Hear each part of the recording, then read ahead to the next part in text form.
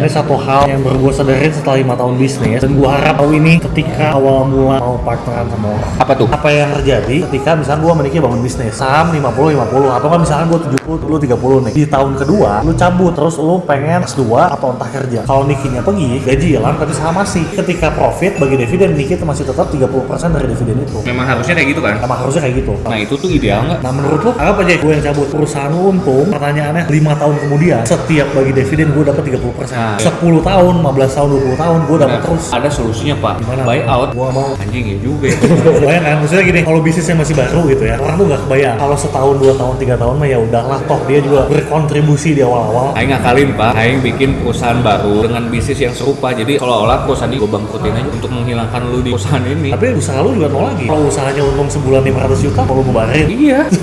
Poinnya adalah biar kita masing-masing aja bro. Cuman kan ini aset yang udah ada, bisnis yang udah ada, lu jadi nggak dapat apa-apa. Lost potential profit sebulan 500 juta. Gimana sok solusinya?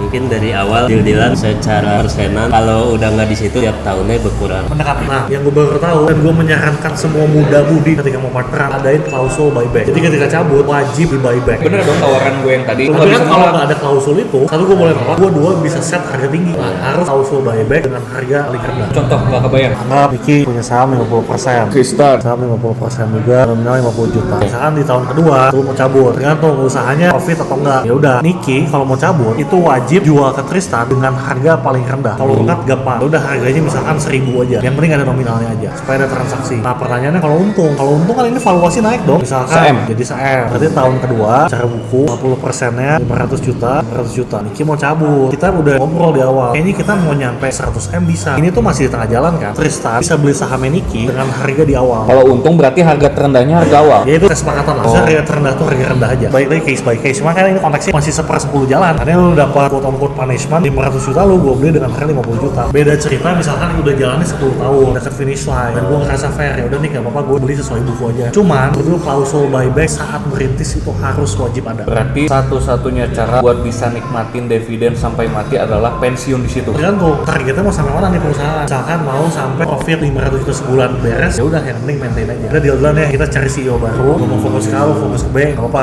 Toh kita udah nyampe juga sama target kita. Kalau cabut ketika projectnya beres ya gak apa-apa. Yang bikin banyak masalah tuh apalagi anak-anak kuliah ya, kalau lulus ngomongnya mau bisnis tahunnya tahun depan mau kerja tiba-tiba. Paling bener semua diomongin di awal, baru jelas. Jadi intinya orang tuh banyak bahas belajar pembagian saham yang fair gimana. Cuman temen-temen gua jarang ini bahas. Menurut gua ini salah satu kunci juga. Mungkin dulu diajarin, cuman saya skip sih. Terima kasih. Thank you.